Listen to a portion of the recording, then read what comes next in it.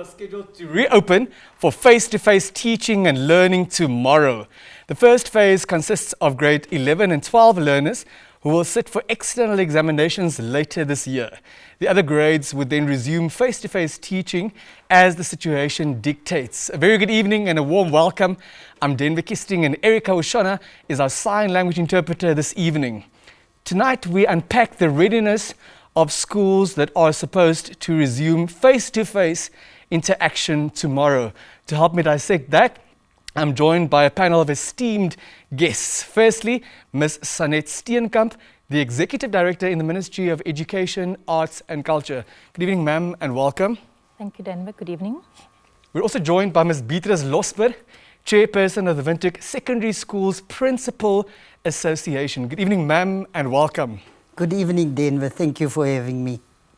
For a very important perspective, I'm joined by Mr. Rivaldo Kavanga, Chairperson, Health Committee, Children's Parliament, and a grade 12 learner at Jan Moore Secondary School in the capital. Good evening, sir, and welcome. Good evening, Mr. Denver. Thank you very much for the platform. Joining us on the line is Ms. Loida Shanika, Secretary General in Namibia National Teachers Union. Good evening, ma'am, and welcome. She's not there yet. Mr. Chandra Finis, Chairperson of the COVID-19 Committee of NANSO, will also join us in a bit. Before we start this evening's broadcast, we'll be engaging the Minister of Justice, Ms. Yvonne Dosap, for an update on Walvis Bay Local Authority, but also how the entire country is faring in terms of Stage 3, which kicked off at midnight today. Good evening, Ms. Dosap. Ms. Dosap will join us in a bit. Ms. Steenkamp, let's please start with you. A question on everyone's lips. Let me correct that. A question on many's lips. Do we really have to resume face-to-face interaction with our learners tomorrow? Denver, thank you very much. I think there's a lot of anticipation and excitement, but I must also acknowledge there's of course also that's met with a certain sense of anxiety by learners, teachers themselves, school management, school boards, and also the parents and communities. However, I think we've come a long way. 3 weeks ago, we were sitting at this very platform and explaining where we've started with the different timetables, the different school calendar options that we had and how we moved from the one to the other. So I think along the process of extensive consultation, it is the right thing to do, taking into consideration that we have no local transmissions and also with the public health considerations in mind.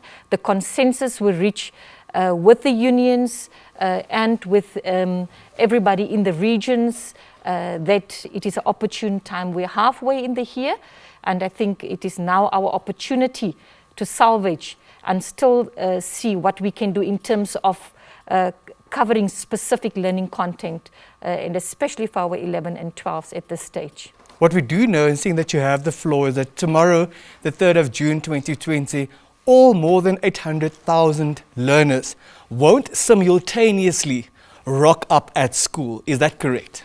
Absolutely, Denver. We have a cohort of grade 11 and grade 12. The grade 12 is the legacy that are finally moving out of the system. And then you have your national and your Namibian NSSCO, ordinary level grade 11. So that is a cohort of 49,331 that will come back. And you can imagine the excitement in the 342 schools, but also the sense of anticipation and maybe a trepidation at the same time, because none of us know what to expect, no matter how best you can be prepared. For a situation. So I think there's a lot of positive energy in the air, but we also do acknowledge that it's not as easy in practical terms what we set out to do. Before we get into further particulars, the Minister of Justice, Ms. Yvonne Dosap, is on the line. Good evening, ma'am. Yes, good evening. How are you? Fine, and you, Denver? I'm doing very well, thank you. Yes. There seems to have been a bit of confusion. Last Thursday, during the announcement at State House, relating to the Walvis Bay Local Authority, the initial date that we heard in terms of that local authority returning to stage 1 was the Yes. 8th of June. But we also heard that it would be valid for a 7-day period. Yes, So that would lapse on the 4th of June, this coming Thursday. yes. Please shed some light. So, Denver, at the time the announcement was made, we hadn't, the dates on the documentation that was shared, I think the initial drafts were not corrected. Because you would have remembered that the Walvisville local authority was put under immediate lockdown. Yes. And once we finalized the regulations that were going to govern that lockdown, it was then effective from the 29th of May in terms of those regulations. But we maintained the position that it was important that we give it an initial period of 7 days. And the initial period of 7 days was then calculated from the moment the regulations became effective, which was the 29th of May. Very well. And in those regulations, it indicates that it will end on the 4th. But here's an important right at Denver, and that is that two things will have to happen. One is that there's been an assessment going on since the lockdown and until the 4th. I suppose, I suspect that the Ministry of Health will have to make an announcement whether or not there is either any kind of epidemiological evidence that suggests we will have to extend the lockdown or information that suggests that Walvis Bay can then also revert to migrate to stage 3. You'll also notice in our main regulations that came out on the 2nd, midnight on the 1st, of course, effective today, we indicated the condition of Walvis Bay as well. So do we have any indication at this stage, being the 2nd of June 2020, whether or not the local authority of Walvis Bay will join the rest of the country in stage 3 or whether they'll remain in stage 1? I have no confirmation from the Ministry of Health and Social Services. I tried to get information just before this phone call, but I think it is within their purview to maybe when they make the announcements about how the conditions are around the spread of the virus, I'm certain that they would be able to also tell us what the situation is around Walvis Bay Local Authority migrating to stage 3 or not. So what we do know is that all other 14 regions, except for the local authority of Walvis Bay, have been in stage 3 for the past 19 hours. Yes. Do we perhaps have any indication as to how we're faring thus far? Apart from the fact that there's general excitement, it seems to me from the Namibian population about the further relaxation of some of the measures. The one feedback that we keep getting one is the one around education and, the grade 11 and 12 groups going back to school tomorrow morning. And the other is the limitations of the selling of alcohol after 18 hours, particularly in respect of hotels and restaurants. There's been some concerns from that particular industry whether or not it's, the limitations that have also been placed on them. Because remember, the prohibition is across the board, and we didn't want to make any differentiations, lest, government be accused of treating people who are maybe in some instances similarly situated differently. And so to stay clear from that, we wanted to be consistent in maintaining the decision that government has taken about that the selling and the buying of alcohol will only be between 12 and 18 hours from Monday to Friday. Now, that conversation, I suppose, will continue. There will be some continued engagement with the Ministry of Industrialization and Trade about how do we manage the, hotels and restaurants and the concerns that they have raised. Thank you very much. Otherwise, I've not seen any particular. I've been in meetings all day, so it's been difficult to see the mood out in the streets about what's going on. Particularly with the opening of the sale and buying of alcohol. Thank you very much for that update, Ms. Dosap. No worries. Continue the good fight. Thank you very much. Good night. There you have it, the Minister of Justice, Yvonne Dosap, giving us an update relating to the local authority of Walvis Bay as things stand and all things remaining equal. The lockdown relating to stage 1 will lapse on Thursday, that's the 4th of June 2020 for the Walvis Bay Local Authority, provided the epidemiological situation does not change. And it seems that the rest of the country is welcoming the transition to stage 3. But let's get back to education. Ms. Losber, 3 weeks ago, you were also part of this panel that the ED was part of. And at that stage, we were uncertain whether or not we would ever have a seasoned educator like yourself stand in front of a classroom again. What do you make of where we're at right now? You know what, Denver, we are very excited. Myself, I'm teaching Afrikaans to the grade 11s, so I cannot wait to stand in front of my class again. Because, you know, at one stage I thought I would never have that opportunity again. So we are very excited. We have prepared everything. We cannot wait to receive the learners tomorrow morning. Tomorrow is a big day because tomorrow will determine how we will proceed from here on. So I'm very, very excited, and I'm so thankful that we have this opportunity to do face-to-face teaching and learning. During that conversation, you also shared with us the challenges that your specific school has relating to e-learning, but you also shared with us what innovative ways and strategies you and your team have come up with to accommodate learners and their parents. Please very briefly reflect on the last couple of months. You see, Denver, the process that we have decided to take at the school worked very well. You know, we had the different days where the different grades came to pick up the booklets, which went very well. We are in the process of preparing the booklets for pickup this coming Friday. It is difficult. It's a learning process for the teachers, but they jumped in, you know, because they want to accommodate the learners as far as possible. We do not want e-learning to stop us from reaching the learners and from doing what we're supposed to do as teachers. It went really very well. There's a few learners, always that, you know, a few learners who did not come for pickup, but we followed up. We called the parents or the learner and asked, why did you not come for pickup? So that we can take it from there.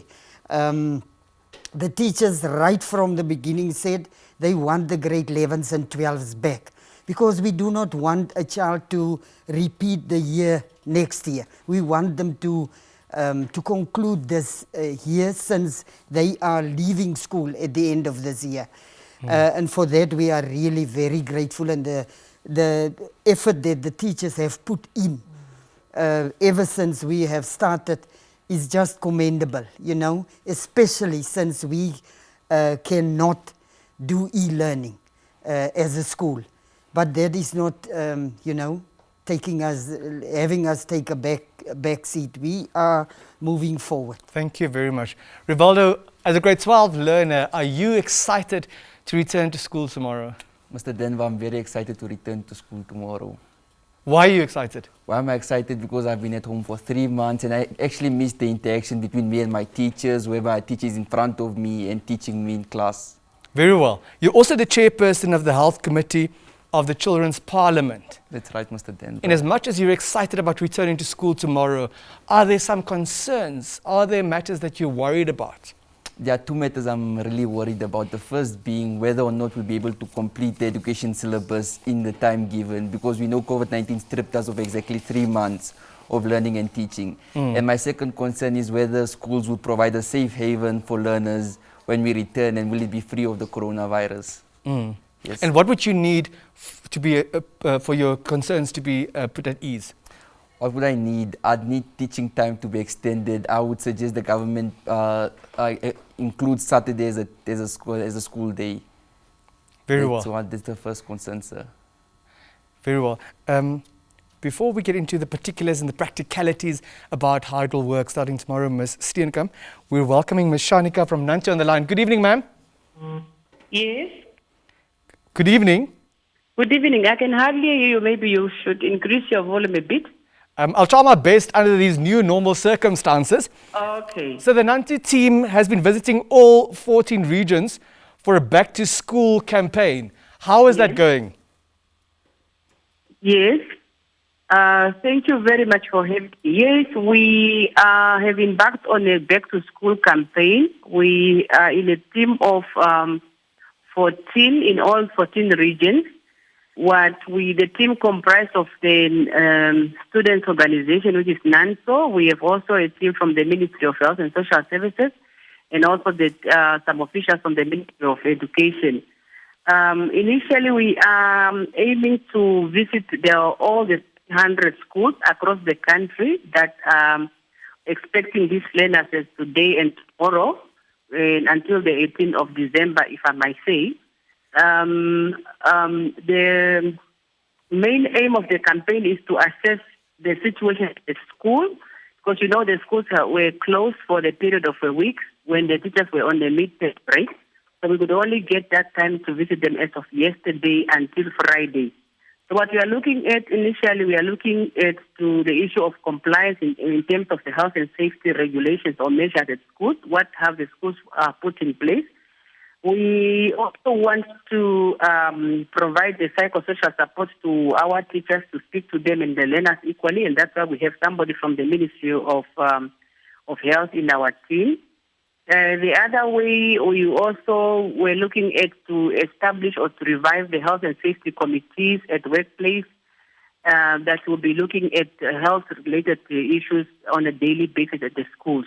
Very well. Just very briefly, what are your observations thus far?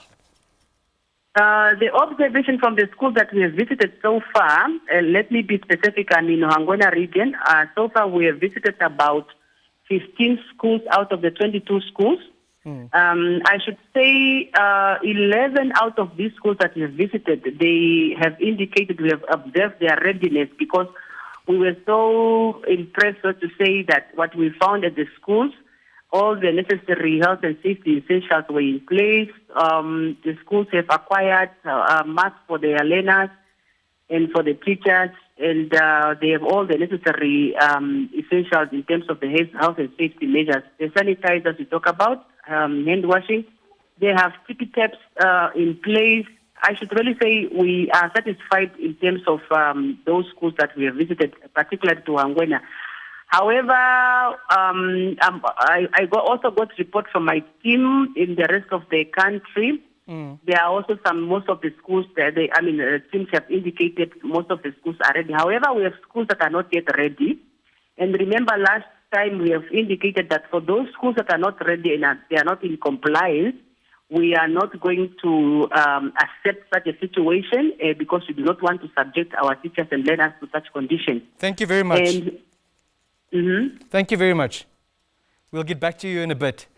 Ms. Steenkamp, please take us through the practical situations at a school tomorrow. If Rivaldo rocks up at Janmoor tomorrow morning at the gate, what would it look like? What measures are in place? Okay, so the health and hygiene practices are to be closely followed. There will be hand sanitizing. There are some schools that disinfect even the luggage of the learners as they enter, for example, Moisha Pandeka. So there will be hand sanitizer for the learner, and the learner will then proceed to the classroom. What is very important to know, if teaching and learning is going to take place tomorrow, there will be orientation as to what the expectations are. How was the timetable adjusted? Because we say focus on 6 promotional subjects only with life skills. And the life skills is so crucial because of the career guidance aspects, but also to talk about the fears, the psychosocial support that Mashanika just referred to, also for the learners. So there will be that orientation where they will be the new timetable will be shared, it will be discussed, and then the physical learners will enter a class where there is 1 meter distance in the desk. Among the desks, in between the desks. So that is what the learners will find. Very important for me to mention here is that the learners, when the teaching resume, it will be the teacher who is moving from class to class. The learners will not rotate across all phases when we do the phase in eventually. So there will be no major movements on the corridors, unnecessary movements. The people who will be moving are the teachers, and the learners will be the recipients awaiting for the teaching and learning to take place. Very well. Ms. Losper, the Minister of Health, Dr. Kalumbi Shangula, has told us a couple of times, especially over the last 2 weeks, that COVID-19 is still in our midst. Yes. Would you say that as much as we're excited about returning to schools, that we are ready to operate under these new normal circumstances? Denver, we cannot now become agents of fear. I think the situation in Walfish Bay created a little bit of fear and anxiety, but we are ready. As the ED just explained what will happen when the learners come to school, if we abide and comply by the health regulations, the rules concerning social distancing and all of that, with all the things that we have prepared at our school, we cannot go wrong if we comply to the rules and regulations set by the Ministry of Health and Social Services. Very well. Rivaldo, when you return tomorrow, it's also with the background of having practiced or being engaged in e-learning over the last couple of months. What has your experience been thus far? E-learning hasn't really been effective enough. Reason being, I do not access all the equipment needed to access the platform. So e-learning wasn't really effective enough for me.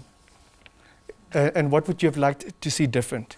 What would I like to see different? If there was perhaps network connectivity to the internet for all learners around the country, there would have been a positive to e-learning because we'd all be able to access the platform. Very well. Mr. Chandra Finis has joined us. Good evening, sir.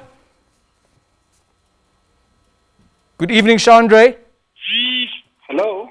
Can you hear us? Hi. Good evening. Good evening, Mr. Denver. Chandra, the resumption of face-to-face learning at schools starts tomorrow for grades 11 and 12. What do you make of this move? Well, NANSU's position has always been that we want to save the academic calendar as soon as possible. The reality across Namibia is that our society is not equal enough for us to be able to use other means to continue this academic year. But we are aware of the risk that are going into tomorrow. But we call on learners, teachers, and parents, and every stakeholder in the education sector that we all take the utmost precaution to ensure that our fears do not become a reality, but that we also not panic and over-panic ourselves, because we can do this if we work together. So NANSU's position has always been we want to see learners back in class. We want to see face-to-face teaching. We are calling on all our members all across the country, and all learners for that matter, to ensure that they show leadership at this time. It's time for us as young people to show leadership, especially grade 11 and 12 going in. Show the example. Let's social distance. Let's keep hygiene. And especially to our brothers and sisters in rural schools, we know your situation is hard. We know that there's issues with infrastructure, and we promise you we are working on it. But we ask for now, my brothers and sisters, that we continue with the education and the academic year for now within these parameters that have been set up for us. Thank you very much. Ms. Steenkamp, with a general challenge relating to overcrowding in classrooms, how are we going to be able to strike a balance between maintaining social distancing? You refer to 1 meter between desks, and still be able to accommodate all learners?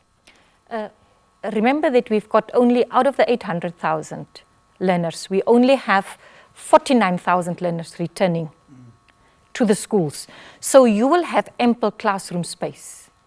The challenges that we may face would be towards the end, when you have the bigger consignment of 350,000 learners, the 5 remaining grades that will come back in July. That's when we may now experience again difficulty in terms of the physical space. But for now, you have ample teachers for grade 11 and 12, and you have ample classroom space. So what needs to be the focus now is the teaching. And what we've seen being demonstrated here by NANTU and NANSU today was very strong leadership with a mandate they as a collective joined hands with Ministry of Health and Education to assess the situation. Now, we want also to pertinently state that in terms of the practical issues that we talk about, it's not just the issue of overcrowding that will be attended to and social distancing.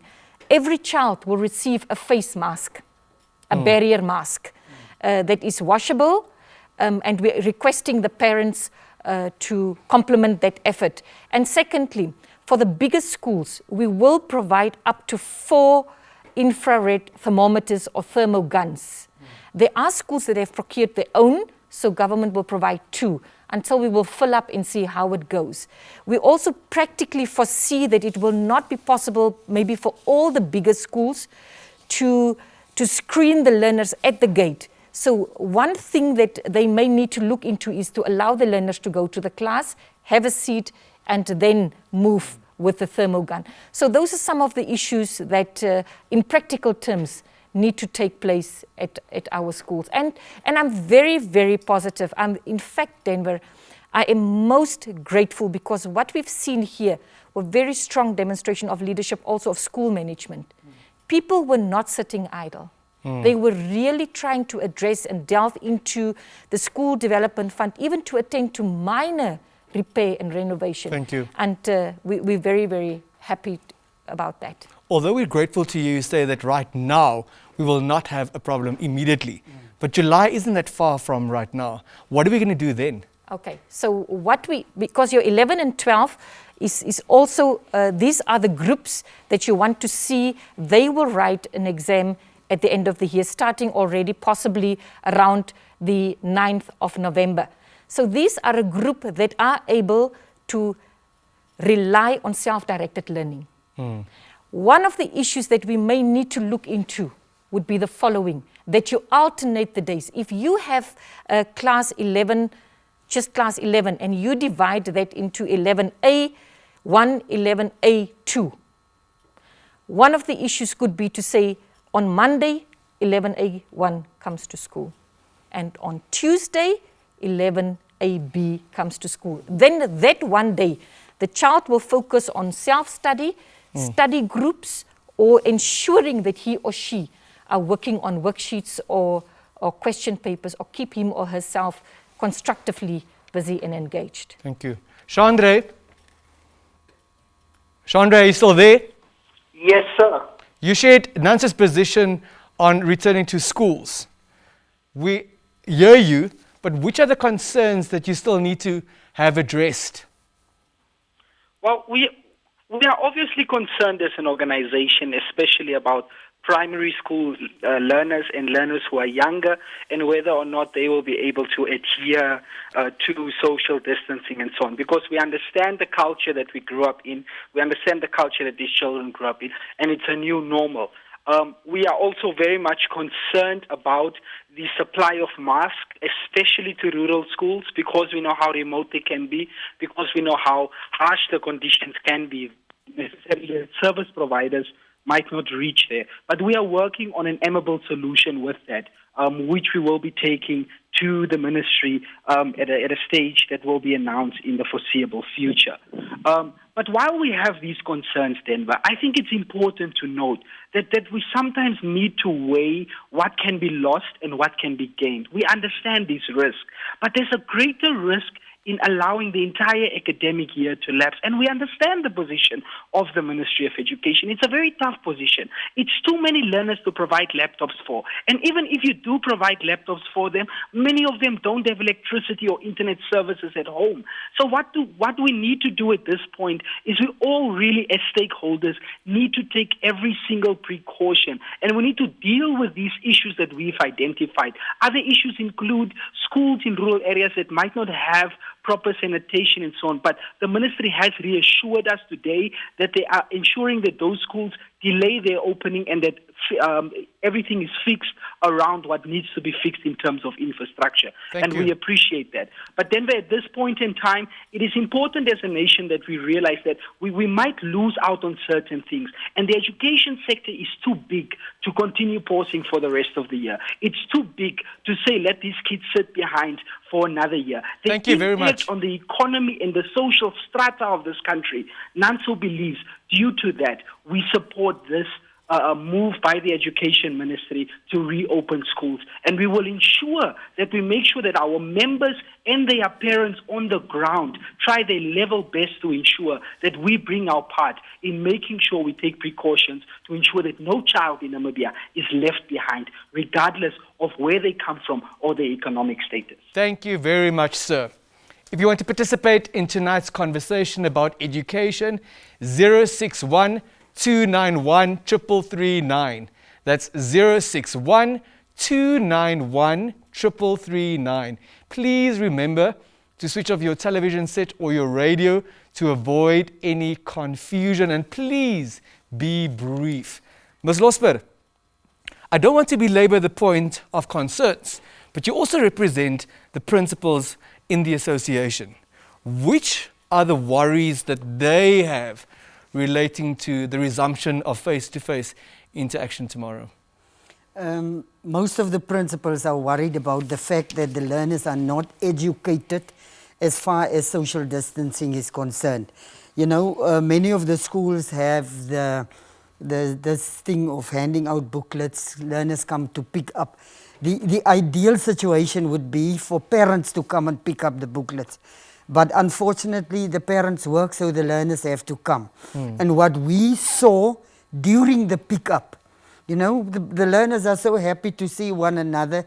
As he said, it's almost 3 months that they didn't see one another. So they hug each other, and they would stand, you know, with their arms around one another's shoulders. And that is the fear for the principals, the fact that the learners are not enough educated in social distancing. But as the ED earlier mentioned, you know, we will have a briefing session tomorrow morning where we, as far as possible, you know, have them more than 1.5 meters from one another and educate them as to what they should and what should not be done. But that is the biggest concern of the principals, not the fact that the learners are back and teachers have to teach again, but the fact that we need to make sure that the learners are as safe as possible. Thank you very much. We've got Maria from Windhoek on the line. Good evening. Hi, good evening. Yes. Yeah, I just want to know, you guys are talking about the primary school up to grade 12, but I haven't heard about the NAMCO students. Some of them have already registered and they have paid for examinations, but it seems nobody is talking about them. Or what are the plans for them? Thank you very much. We don't have a specific NAMCO representative, but Ms. Steenkamp, do you perhaps want to say something about that? Yes, it's a valid concern, but we wish to state that NAMCO in the part-time students who registered for exams and were verified, they will continue with their studies on a part-time basis. And as is the case with our 11 and 12s, they will also sit for the required exams. So there should be no anxiety around that. I'm positive that NAMCO will still come back and allay the fears that there may be. Thank you. Rivaldo, you just heard what the concerns of the principals are, that you would hug each other tomorrow. Are you going to be able to not hug each other? I think, and I know we will be able to, but what the schools and the government should do is rather sensitize learners on the topic of social distancing. Because we do know that we have to social distance, but we don't actually know the importance of social distancing, what it can prevent. So once we're really sensitized on this topic of social distancing, we will be able to do it. But as for tomorrow, I see a few hiccups here and there, but majority of the learners will comply with this.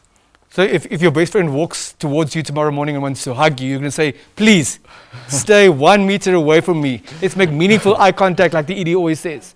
Yeah, I would say that. I'll tell them the 1 meter rule, and I'll also educate them on the importance of social distancing at the spot that time. Yeah. You earlier also called for the extension of the time relating to teaching and learning. You'll be expected as a grade 12 learner to write an external examination later this year. What do you make of that?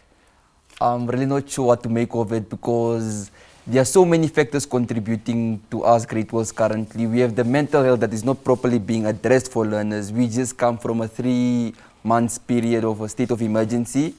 And we are really unsure about, we're not unsure about the future, but we are unsure of the year and what lies ahead. So there's so much pressure on us to finish the academic year and to also perform exceptionally well. We know it's our grade 12, it's our final year in school. We'll use these marks to apply for varsity, and we have to do extremely well. But there are so many factors. Mind you, parents lost jobs, companies are retrenching left and right. There are the mental health factors around it, and then school opening so late, there's going to be the intense pressure on teachers to cover the whole syllabus. Thank you very much. We have Emmanuel from Oshakati on the line. Good evening. Yes, sir. Can you hear me? We can hear you loudly and clearly. Thank you. I'm a principal of a rural school in the northern Namibia. I welcome the decision for learners to return to school. But I have two fears. Yes. Well, number one, learners, they commute from home to school. In between home and school, that is where I'm concerned. And also learners in the hostels. These learners, they are sharing showers and all the other toiletries. Those are my two fears. Otherwise, I welcome the decision. Thank you very much, sir, and best of luck. Thank you. Let's hear what the ED has to say about those two concerns. Yeah, I think Ms. Losper addressed it already. It's the issue of advocacy, of orientation, of educating learners in a neutral and a safe space. That's exactly what they need. There's a lot of reassurance that must be accompanied by the facts on the ground. And if in doubt, there is a booklet that UNESCO also sponsored that we will launch tomorrow. It is online. It talks about the guidelines to the schools. There are also the circulars that we sent out for hostel preparations, for school preparations, providing specific guidelines. So that advocacy is very important. We need to focus on the facts. We need to steer away from any assumptions, that could lead to even creating a lot more fear than what we need at this stage. So that's one. So there need to be an orientation at the school. And I want to say, even if it takes us the 3 days, the Wednesday, the Thursday, and the Friday, get it over and done with, allow the talking to take place, even for learners to express to each other how they feel. There is so much in expression, and I also want to, at this juncture, encourage our learners, our teachers to keep a reflexive journal. Write down how you feel, and if you feel comfortable to share it with somebody, please do so. The second issue is the sharing of the showers. And I think the message here, again, need to be consistent. The feedback I received today was that there were schools that did exceptionally well in cleaning, like never before. We do not need COVID to apply our minds and keep our surroundings clean and hygienic. We've seen that, we've heard the reports today. So at home, we equally do that. We also share showers. We also share living spaces. But the education is that we must never let our guard down by being conscious of what we do, conscious of the social distancing, wearing our masks, and ensuring that where we were, if I was at a tap, that I leave it in a manner that a next person can be using that. Thank you very much. We've got Selma from Okahau, our last caller this evening. Good evening. We've unfortunately lost Selma. Our apologies for letting you wait so long. We need to, unfortunately, start wrapping up. I wish we had a lot more time, but we will be back to reflect on how it's going. Let's just hear whether Mr. Finis is still there. Chandre? He's not there anymore. So let me start with you, Rivaldo. Bearing in mind where we're at, bearing in mind where we'd like to head towards, what is your message to your fellow grade 12 and also to those grade 11 learners and perhaps also to parents and teachers alike? My message to all the grade 12 learners and the parents at home is to remain calm. Always make sure you follow the rules and regulations set up by the World Health Organization and the Namibian government, and to maintain social distancing, adhere to these rules, because it's those rules and regulations that will see us through the pandemic known as COVID-19. And also to my grade 12 learners, let's really study hard, let's give it our best, and let's just follow all the regulations and the rules set in place. Very well. Thank you. Ms. Losper, what is your message? Yeah, I would like to emphasize everything that he just said, but also I would ask the parents and the grade 11 and 12 learners with their parents, to take this opportunity, grab this opportunity with both hands and make the most of it. And not to look for problems, but rather find solutions to better the situation. There are learners that would love to be in their shoes tomorrow to come back. But they are the fortunate ones, so they have to make the most of this opportunity. And to the parents, to stay calm, not to create more anxiety and fear, but to stay calm. Let's trust God, because He will make a way. Thank you very much. Before I give you an opportunity for the final word, Mr. Steenkamp, Chandra is back. Mr. Finis. Yes, sir. What is your conclusion? Hello?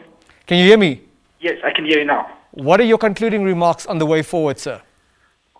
Well, my concluding remarks really want to speak to all three stakeholders, to our teachers, our learners, and our parents. To our parents, we hear your concerns. We know your concerns, especially parents in urban areas. But we need to look at the bigger picture here. And we promise you as a students' organization that we will ensure transparency through this process to ensure that learner safety is put first. To our teachers, the onus lies on you. There's big responsibility coming your way from tomorrow. And we know that, and we share that pressure with you. And we will get through this, and we continue to encourage you to continue to work with us as student leaders and as learners to make sure that we get through this. And then finally, to the learners. Colleagues, we have a big responsibility ahead of us tomorrow. Tomorrow, the nation calls on us as young people to do the right thing at the right time. And please, let us make sure that we social distance and that we keep hygiene and that we self-police amongst ourselves and ourselves, because our health is at risk, our parents' health is at risk, and our nation at large is at risk. So let's go back to school, let's get back into gear for education, and let's make a success of our academic year and our newly constituted curriculum. Thank you. Thank you very much, sir.